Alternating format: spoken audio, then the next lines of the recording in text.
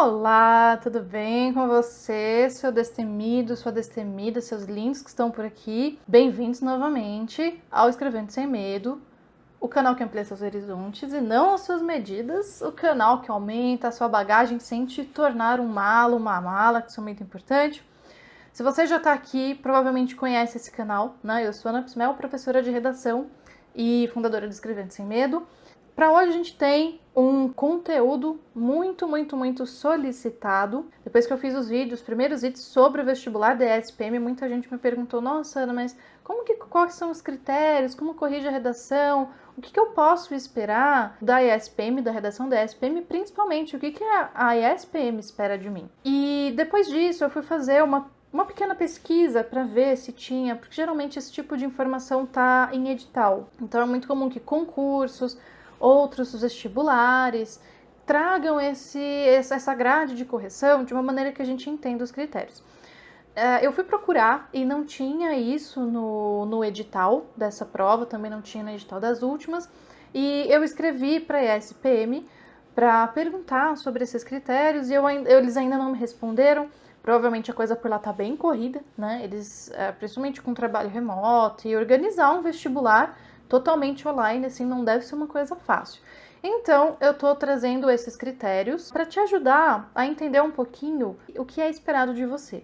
E como que eu sei que isso daí que eu vou te falar procede? Porque eu tive alunos que foram muito bem nessa prova, na última prova que prestaram. Uma das minhas alunas tirou 9 dentro daquilo que a gente comentou, dentro das nossas aulas, dentro do que a gente trabalhou, e ela foi aprovada. Ela, claro, não pôde fazer sua matrícula porque ainda era treineira, mas este vestibular, tenho certeza que ela vai arrasar. De qualquer maneira, dissertação argumentativa é dissertação argumentativa em qualquer lugar. Tem alguns critérios, pessoal, que nem que o vestibular queira, ele pode mudar. Dentro disso, eu vou passar então para vocês o que a minha experiência, os feedbacks dos meus alunos me trouxeram a respeito disso. Então vamos lá. Critérios de correção da redação da ESPM. Dentro da redação da ESPM especificamente, como que a gente espera que esse texto seja avaliado? Coisas importantes, eu aviso aqui aos navegantes deste barco muito louco do Escrevendo Sem Medo. Primeira coisa que eu preciso passar para você é que essa não é uma informação oficial da ESPM. O que isso quer dizer? Quer dizer que isso aqui não procede? Não. Quer dizer que a fonte dessas informações que eu vou te passar é a minha experiência e os bons resultados que os meus alunos vieram tendo nesse vestibular. Tendo em vista que é uma prova que tem uma entrevista e uma redação, eu acho que vale a pena dar um carinho especial para a redação também. Como a ESPM tem sido um vestibular que as pessoas têm me perguntado muito pelos últimos vídeos que eu postei sobre a prova, eu fui fazer uma pequena pesquisa para entender melhor quais são os critérios de avaliação, os critérios de correção da redação. Mas por enquanto eu vou passar para vocês informações que não somente dão certo com os meus queridos alunos, mas que também podem ajudar vocês em qualquer outro desafio de vestibular. São coisas que toda redação de dissertação argumentativa são parâmetros importantes de avaliação. Então, dado o conhecimento da área e a experiência dos meus alunos, eu conto para vocês como a redação vai ser avaliada. Critérios de correção de dissertação argumentativa que eu percebi que são importantes para a ESPM. O primeiro deles é que você tem que ter em mente o domínio do uso da língua portuguesa. Você está no vestibular, você está sendo avaliado, então é importante que você tenha em mente a gramática normativa, ou seja, daquele livro, da gramática, que fala que uma coisa é aceita e outra coisa não é aceita. Eu não estou dizendo, veja bem, a língua portuguesa é muito maior do que a gramática normativa. Não quer dizer que a gente tenha que falar pomposo, que a gente tem que ser todo excessivamente formal na redação. Mas quer dizer que o vestibular vai esperar que você domine os recursos da gramática para não cometer erro de concordância, para não cometer erro de ortografia, que podem pesar na avaliação com certeza. Outra questão é a língua escrita. E aí você me perguntando, mas isso não é tipo a gramática? Não. Eu pus esse tópico aqui para me lembrar que existe a língua falada e existe a língua escrita, que são variantes diferentes, né, da nossa língua portuguesa, disso que a gente vive, disso que a gente fala. Então, coisas que a gente fala não funcionam quando a gente escreve, então esteja atento a isso. Um exemplo, quando eu falo assim, ai, fulano é tão meu amigo, eu tô fazendo uma ironia, porque eu quero dizer justamente o oposto. Mas, se eu for escrever isso, eu geralmente indico entre aspas o termo que eu tô sendo irônica.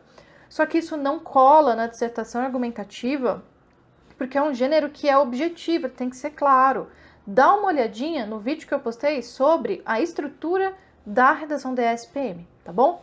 Então, já que se a gente tem que ser super objetivo, é melhor, em vez de dizer, ai, fulano é tão meu amigo, dizer que, infelizmente, houve incompatibilidades que impossibilitam a amizade entre o fulano e eu. É claro que dificilmente a gente vai falar esse tipo de coisa, mas é só um exemplo que eu tô te dando para tornar a coisa mais visível, mais palpável. Então, sempre que você for expressar a sua opinião, for dar seus argumentos em todas as partes do texto, procure ser objetivo, procure pensar. E se esse corretor chegou de Marte ontem? Será que ele vai entender isso aqui que eu tô dizendo? Será que se eu ler isso aqui friamente, sem entonação, o meu leitor vai entender? Eu sei que não é o exercício mais fácil, mas você pode fazer isso, por exemplo, escrevendo uma redação, treinando e dando para o seu pai ler, para sua mãe ler, para o seu amigo ler, porque aí é uma outra pessoa pegando seu texto e às vezes ela vai perceber ou não coisas que por você ser o produtor do texto, a produtora, estão óbvias para você. E a última coisa é a questão da atenção ao nível de formalidade. Como eu indiquei antes, você não precisa ser extremamente pomposo. Então, por exemplo, fazer mesóclise, tipo, farsear necessário tal coisa. Não precisa. Você não precisa falar como se você fosse um advogado no tribunal. Meritíssimo juiz, farsear necessário, requisição para tal coisa. Não precisa. A ESPM, ela tem uma pegada muito legal no sentido de ser para frente, de ser criativa, de ser inovadora. Isso, na hora que você entra no site dela, você percebe. A própria decisão dela de fazer o vestibular como ela está fazendo nesse ano de 2020 já é um indicativo desse caráter forte da cultura dessa organização, dessa instituição. Então, você não precisa falar com ela como se você estivesse ali diante de um juiz no tribunal. Por outro lado, você também não vai chegar e falar, e aí, tudo bem, não sei o que, como é que tá? E aí, que coisa zica e tal. Então, assim, não use gírias, por mais que elas sejam interessantes, sejam uma riqueza da nossa língua. Não use coisas que são extremamente específicas e que você, de repente, só fala no seu bairro. Use um nível de formalidade que seja adequado. Quer um exemplo disso? Dá uma olhada no vídeo que eu fiz, que vai aparecer aqui em algum lugar. É o VAR de redação, é uma playlist de videoanálises de redação que eu tenho aqui no canal. E a redação da Carol, em estilo ESPM, que foi feita a partir de uma das últimas propostas dessa instituição.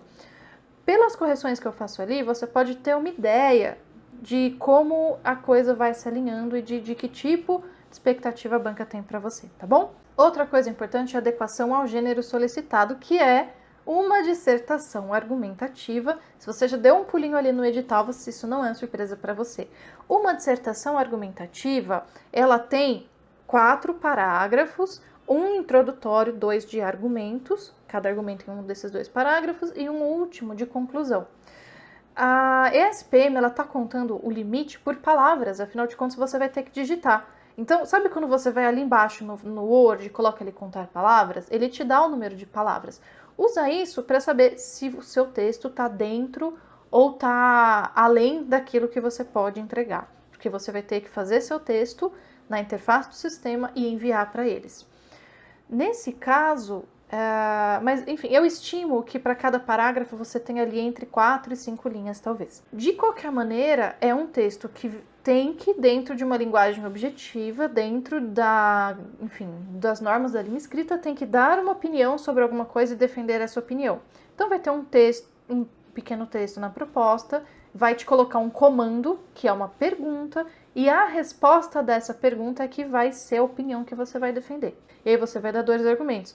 Por exemplo, quando chega alguém no almoço do domingo e fala, eu prefiro lasanha, e você gosta de macarronada, automaticamente você pode, de repente, sentir vontade de falar, olha, eu prefiro a macarronada, por causa disso, por causa daquilo. Quando a gente está dizendo por que a gente prefere alguma coisa, a gente está argumentando. Nós, seres humanos, somos seres argumentadores, né? Eu diria quase que por natureza.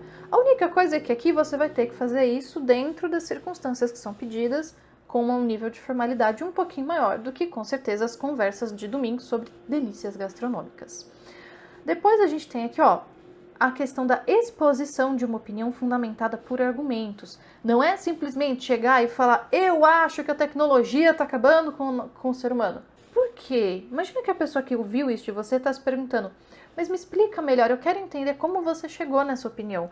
Quais são os argumentos que você me daria para me ajudar a entender e tentar me convencer do porquê que você pensa isso. Então eu penso isso, porquê, número 1, porquê, número 2. Pensando que esses porquês são cada um deles seu argumento. Depois, a questão da estrutura. É um texto que tem uma introdução, tem 2 parágrafos de desenvolvimento e tem um parágrafo conclusivo.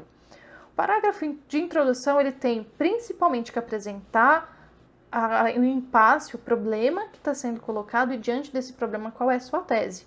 Problema está na proposta e a pergunta que vai gerar a sua tese está na proposta. E a tese é você que vai gerar, porque afinal de contas ela é sua, né? Depois de você dar 2 porquês para fundamentar a sua opinião, você vai fechar o seu texto. E qual que é a função, a grande função da conclusão? É retomar partes estratégicas do texto para que você não termine ele com a impressão de que você falou e simplesmente foi embora e não esperou para terminar. Você saiu abruptamente. Uma coisa que faz muito sentido para mim, que me ajuda a explicar a importância da conclusão, você provavelmente já viu aquele filme do Senhor dos Anéis, que é o primeiro, que se eu não me engano é A Sociedade do Anel, é o subtítulo, que é quando o Frodo, né, fica de posse do anel, quando vai uma galera ali para a cidade dos elfos e eles formam a Sociedade do Anel, que vai ajudar o Frodo a chegar até as montanhas em que ele precisa destruir o anel. No decorrer desse filme, eles passam ali por várias aventuras e tem uma hora que eles precisam chegar, né, precisam continuar a viagem, e não dá porque o Sauron, ele manda lá uma tempestade pro lugar que eles estão, eles falam, putz, vamos ter que ir pela mina dos anões. E o anão da comitiva fica todo feliz, porque afinal de contas, você dá uma passadinha, né, em casa antes de seguir viagem. Quando eles chegam lá, e eles abrem finalmente aquele portal lindíssimo, né, que brilha com a lua e tudo, quando eles entram, eles se percebem que teve uma guerra, que todos os anões foram mortos, e percebem que as pessoas os orcs, eu acho que eram orcs, que tomaram aquele lugar, ainda estão por ali. Então eles chegam até o lugar onde está a memória, e aí eles percebem que tem lá o túmulo do último rei, e esse último rei, na verdade, vai aparecer depois no Hobbit, nos 3 filmes do Hobbit, ok? Mas, enfim, nerdices à parte, eles estão ali, então eles percebem que tem lá o túmulo, o anão fica desolado, poxa, meu primo morreu e tal. E aí o Passo Largo, enfim, o Strider, ele vai pegar um livro que tá na mão de um dos esqueletos ali perto. Esse livro é onde aquele historiador, daquele momento, estava relatando o que estava acontecendo. Então, tem uma hora que até tem uma tomada assim, é uma letra pequenininha e vai aumentando, vai ficando desesperado, tem uma hora que a pena cai, que a gente já sabe que é quando provavelmente ele foi atingido e morreu. Tá aí uma pessoa que não teve tempo de fazer conclusão pro seu texto. Tudo isso para chegar nessa questão. Se você não quer dar a impressão pro seu leitor de que você falou e saiu fugido, a conclusão é o momento de fechar o texto com classe, com tranquilidade. Passando aqui para novas coisas. Precisamos nos atentar para a questão da coerência e da coesão. A gente tem que ter em mente que tem ligações entre as partes do texto, tá? Em algum dos vídeos aqui do canal, eu já coloquei essa questão. É um vídeo, aliás, bem curtinho, deve ter menos de 3 minutos, tá? Como as partes da dissertação se relacionam entre si. Então, se você tem lá a tese, que é a última coisa que você tem que fazer na sua introdução, você, no fim, depois dos seus argumentos, você coloca a retomada da tese, que é a primeira coisa da sua conclusão. Tem essa circularidade, tem essa retomada. Os seus argumentos, eles precisam estar conectados com a fundamentação da sua tese. A sua tese, ela vai vir da problemática do impasse que você identificou na proposta. E a sua conclusão vai retomar a tese, vai retomar os seus argumentos ou dar uma sugestão de como aquela realidade pode ser melhor, e depois vai ter uma última frase dedicada a fechar o texto. Eu falo disso melhor num vídeo que vai aparecer aqui nos cards sobre a estrutura da dissertação sobre a estrutura da redação da SPM. Entre essas ligações da estrutura do texto, que a gente já falou, a gente tem também uma outra ligação, que são as ligações entre as frases, que são os conectivos, os elementos de retomada. Então, por exemplo, quando eu coloco meu primeiro argumento, eu posso colocar um conectivo de relevância, porque afinal de contas, entre todos os argumentos, esse é o primeiro que eu vou dar. Então, enfim, principalmente, em primeiro lugar, é importante destacar que, e aí vai, o que você quer destacar? Quando eu estou fechando meu texto ali no parágrafo conclusivo, eu posso usar um conectivo de conclusão. Portanto, logo, se eu estou fazendo uma frase que ela tem uma relação adversativa com a frase anterior, eu coloco, enfim, tem a frase que diz alguma coisa X, ponto. Contudo, isso não acontece quando se trata de Y. Esses conectivos, eles são importantes, é como se eles fossem o cimento que está entre os tijolinhos, que são as frases que vão formar os parágrafos. O que acontece se a gente empilha um monte de tijolo numa parede sem cimento? A casa cai, literalmente. É você que tem que entregar para o leitor a interpretação, a ligação daquilo. Ele provavelmente vai entender o que está por trás daquilo que você não falou. Mas se ele tiver que fazer isso aqui no seu texto, você já vai perder ponto, afinal de contas é você que está sendo avaliado. E depois a gente tem as relações lógicas entre o que você coloca no texto e o mundo. Então, digamos que eu falo a seguinte frase: subi no pé de manga para catar maracujá, só que como era época de morango, roubaram a minha bicicleta. Se a gente pega a estrutura disso, até que ela fica em pé de maneira lógica. Ela tem conectivos e tudo mais. Agora, quando a gente pega essa frase e compara com o mundo, eu consigo subir num pé de manga para catar maracujá?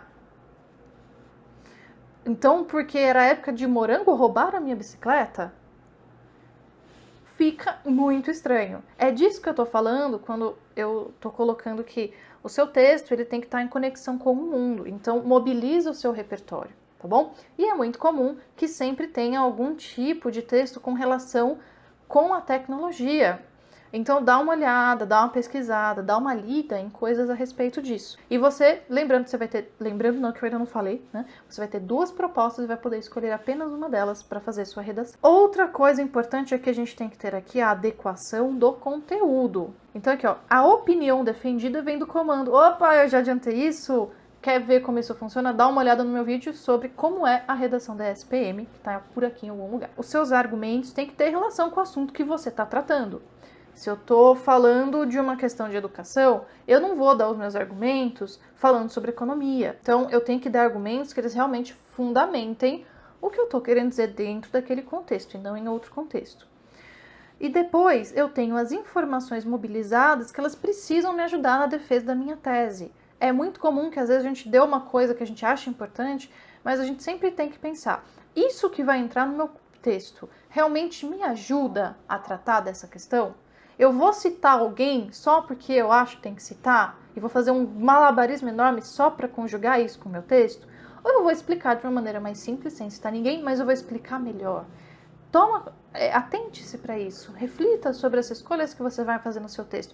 Você não tem muito mais do que o espaço de umas 30 linhas para escrever. Então, cada coisa que entra tem que ser muito bem calculada. Por último, temos aqui algumas dicas que eu acho que podem te ajudar bastante nesse momento de redação de vestibular. Leia a proposta várias vezes. Às vezes a gente lê e toma um susto e fala, mano, o que é isso? Não tem ideia do que eu vou fazer nesse negócio. Aí a gente respira, então inspira, redação. Mas enfim, acalme-se, respira, tranquilo e lê de novo a proposta. Lê quantas vezes forem necessárias para você ir se familiarizando e ir tirando essa impressão inicial de caramba, o que é isso? Planeja seu texto antes de escrever. Então, até faz umas anotações. Você vai provavelmente poder ter ali umas anotações, ou melhor, poder ter um material para anotar, uma folha em que você vai fazer um rascunho, ou mesmo um bloco de notas ali no seu computador. Qual que é o impasse, o problema que está posto ali nessa proposta? Como que eu respondo essa pergunta que está sendo feita para mim? O que eu acho disso? Isso é verdade, isso não é? Eu concordo ou não concordo? Você está me pedindo o que é alguma coisa, eu sei o que é isso, eu consigo responder? Lembrando que é uma prova de redação. Se fosse uma prova de conhecimento específico, eles tinham que te dar o que estudar. Mas planeja seu texto. Qual é a minha tese que eu vou defender? Quais são os 2 argumentos que eu vou dar? Quais são as informações que eu vou usar para me ajudar com eles? Como que eu vou terminar? esses tópicos, mesmo que breves, te ajudam a saber o que vai ter no seu texto antes mesmo de você começar a escrever. Vão te poupar um tempo enorme. Revisa seu texto antes de enviar. Terminou de digitar? Respira também de novo, que é uma maneira da gente tirar um pouquinho o nosso cérebro daquele texto antes de voltar para ele. Isso faz uma diferença enorme, tá, gente? Nosso cérebro cansa, a gente nem percebe. E lê de novo. Faz o exercício de ler como se fosse outra pessoa, se você achar interessante. Então, lê cada palavra, lê cada acento, vê se está tudo bonitinho. É muito comum que esse tipo de plataforma não tenha aqueles recursos de correção automática do Word. E mesmo no Word, às vezes ele corrige errado. Às vezes eu já coloquei uma palavra estética e ele corrigiu para estática. Se eu não tivesse revisado meu texto, ó, eu tava ferrada. E coisas aqui, ó. Veja propostas das provas anteriores, dá uma fuçada ali no site da ESPM. O meu vídeo que eu já indiquei para vocês, o Como é a Redação da ESPM, tem essas propostas, mas eu não li a fundo. Então vai lá, tem proposta até 2018 no site, dá uma consultada, dá uma olhadinha. Eu vou deixar o link dessa página da ESPM aqui para você ver. Vê como eles pedem a proposta, vê que tipo de texto eles colocam, vê se é muito grande ou muito curto. Familiarize-se com o tipo de coisa que você vai encontrar. Confira o limite de palavras permitido, eu já falei sobre isso nesse vídeo. Verifica exatamente quantas palavras de mínimo e máximo você tem e certifique-se de estar dentro desse mínimo e desse máximo. Parece coisa de detalhe, mas é uma coisa que o vestibular pode falar, vixe, mas você não respeita isso aí, tchau, tá desclassificado. E assista outros vídeos sobre a SPM aqui no canal, porque é hora de fazer um jabá. Então, dá uma olhadinha, eu já montei uma playlist só sobre a redação da SPM. Todos os vídeos que eu fiz desse vestibular estão nesse link, eu vou deixar aqui na descrição para vocês. E tendo perguntas, me escreve, me manda. Tô muito aí para você. Então, bons estudos, boa redação e a gente vai se falando. Enfim, compartilha esse vídeo com quem você achar que precisa dessas dicas. Dá um like para o YouTube entender que esse conteúdo está sendo útil para você. Não adianta a gente ficar aqui perdendo seu tempo e o meu. Então, se você gostou desse vídeo, me faz saber disso. Deixa seu like, se inscreve no canal, vai ter mais coisa de SPM. E olha, beijão para você. Bons estudos aí. Tchau, tchau.